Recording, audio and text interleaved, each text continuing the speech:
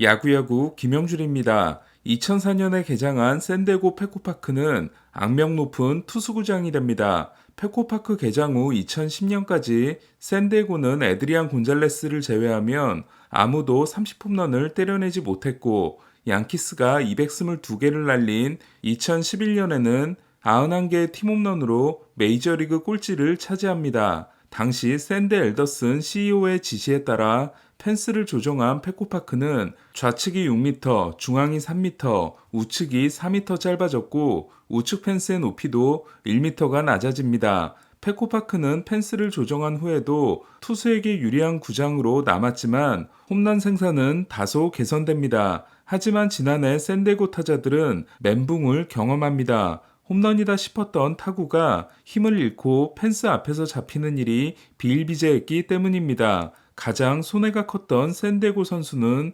스태캐스트 계산으로 3.6개를 잃은 김하성이었습니다. 반면 보 비셋은 가장 많은 5.3개를 이득 봅니다. 이에 타구의 진로 계산하면 비셋의 홈런 수는 24개에서 19개로 줄고 김하성은 11개에서 15개로 늘어납니다. 2021년 페코파크는 파크팩터 24위 구장이었습니다. 하지만 지난해는 시애틀 T모빌 파크를 제치고 최하위 구장이 됩니다. 동일한 타구를 비교했을 때 콜로라도 쿠어스 필드는 22피트, 애리조나 체이스 필드는 13.2피트, 텍사스 글로브 라이프 필드는 7.7피트의 비거리 증가 효과가 있는 반면 디트로이트 코메리카 파크는 가장 많은 7.5피트가 감소했고 페코파크도 4.3피트 감소로 하위권이었습니다. 이러한 차이는 왜 생기는 걸까요? 온도, 고도, 습도 등은 공의 비거리에 영향을 줍니다.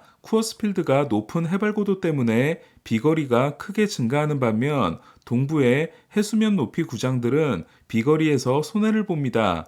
역시 해수면 높이에 있는 필라델피아 시티즌스 뱅크파크의 경우 5.5피트의 비거리 감소 효과가 있음에도 홈런 팩터가 메이저리그 5위인 건 구장이 작기 때문입니다. 반면 애리조나 체이스 필드는 쿠어스 필드 다음으로 높은 고도와 함께 건조한 사막 기후이기 때문에 비거리가 크게 늘어나는 구장이고 2018년 애리조나는 2002년 콜로라도에 이어 두 번째로 휴미더를 채택하게 됩니다.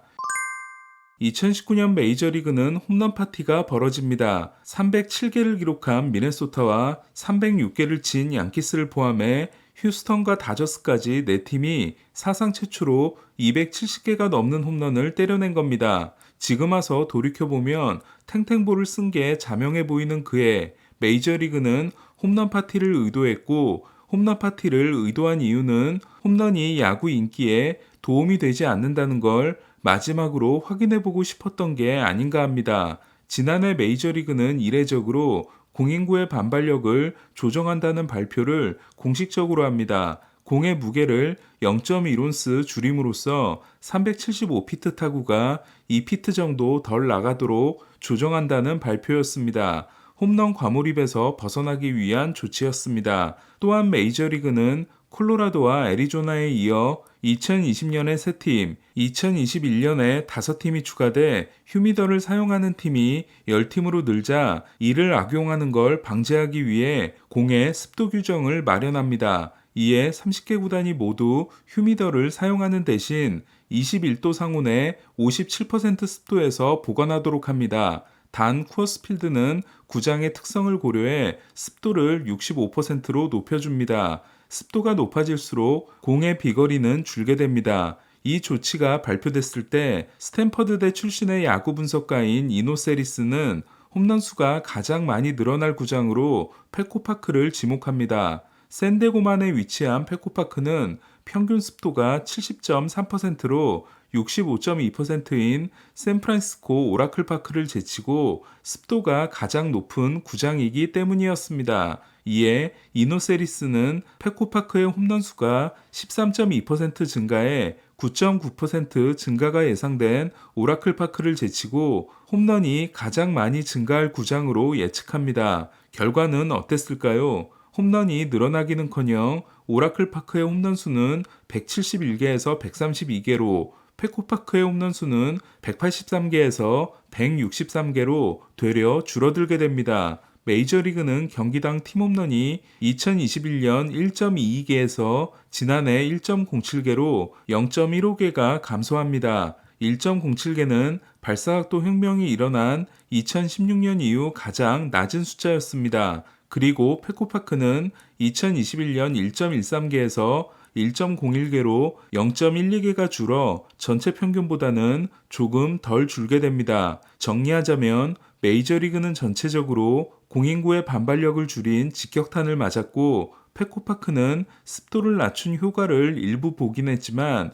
비거리 감소 조치에서 벗어나지 못했던 겁니다. 사실 팀의 홈런 수는 선수 구성에 따라 달라질 수 있기 때문에 단순하게 홈런 숫자를 가지고 비교하는 건 정확한 분석이 아닐 수 있습니다. 샌디에고는 2021년에 42개를 친 타티스가 지난해에는 한 개도 보태지 못했고 팀 홈런 수도 2021년 180개에서 지난해 153개로 27개가 줄어듭니다. 이에 저는 페코파크에서 플라이볼이 나왔을 때 홈런이 되는 비율을 알아봤습니다. 페코파크 초기 평균 8%였던 비율은 펜스 조정 이후 13%대가 됩니다. 그러다 탱탱볼을 쓴 2019년에 16.3%로 최고치를 찍었고 2021년 12.5%로 다시 정상화됩니다. 하지만 지난해 10.0%로 낮아짐으로써 펜스 조정 후 평균에도 미치지 못하게 됩니다. 이번에는 메이저리그 평균을 알아보겠습니다. 2018년 12.7%에서 2019년 15.3%로 치솟았던 홈런 플라이볼 비율은 2021년 13.6%로 낮아졌고 공인구의 반발력을 떨어뜨린 지난해에는 다시 11.4%로 낮아지게 됩니다. 따라서 메이저리그는 공인구의 반발력을 조정함으로써 홈런을 억제하는 시대로 들어섰고 올해부터는 쉬프트 제한을 통해 타율을 높이고 무한 견제를 금지시킴으로써 도루를 늘리는 치고 달리던 시절로 돌아가기 위해 몸부림치고 있는 겁니다. 그렇다면 구단들은 이를 재빨리 눈치채 정확성과 스피드가 좋은 타자를 찾아야 하고 홈런을 최우선으로 하던 접근법을 바꿔야 합니다. 그리고 이는 메이저리그를 기준으로 스피드는 부족하지만 정확성을 기대할 수 있는 이정우와 정확성을 높일 수 있게 되면 스피드가 더 큰 힘을 발휘할 김하성에게는 나쁜 변화가 아니라 할 수 있습니다. 보가츠가 가세한 샌디에고 타선은 최고라는 평가를 받고 있습니다. 타티스가 20경기 출장 정지를 소화하고 돌아오면 1번 타티스, 2번 소토, 3번 마차도, 4번 보가츠의 타소 마보, TSMB 타선이 완성됩니다. 타티스와 소토가 도미니카 태생이며 마차도는 플로리다 태생이지만 도미니카 혈통을 가지고 있고 보가츠는 네덜란드령 아루바 출신인 넷은 모두 히스패닉이라는 공통점을 가지고 있습니다. 하지만 변수도 상당합니다. 금지약물 적발과 함께 손목 수술 2번과 어깨 수술을 받은 타티스가 예전의 모습으로 돌아올 수 있을지 보가츠가 페코파크에 적응할 수 있을지는 장담할 수 없습니다. 그리고 또 하나 소토가 워싱턴 시절로 돌아갈 수 있어야 합니다. 2021년까지 통산 160이었던 소토는 지난해 워싱턴에서 조정 OPS가 159로 본인의 통산 기록과 같았지만 샌디에고에서는 130으로 폭락했습니다. 130은 시거, 코레아의 통산 기록과 같지만 소토에게는 만족할 수 없는 숫자입니다. 지난해 볼산비가 예년과 같았던 소토는 홈런 플라이볼 비율이 워싱턴에서는 19.8%로 메이저리그 평균인 13.6%보다 높았지만 샌디에고에 와서는 11.8%로 13.6%인 메이저리그 평균보다 낮았습니다. 파크팩터 17위 구장에서 32 구장으로 온 충격이 있었던 겁니다. 지난해 소토는 플라이볼 비율이 21%에서 27%로 늘어납니다. 하지만 발사각도가 5.8도에서 9.1도로 높아진 반면 타구 속도가 93.0마일에서 91.0마일로 낮아져 질이 나쁜 플라이볼이 늘게 됩니다. 이에 공의 너무 밑부분을 친 타구의 비율이 2021년 17.1%에서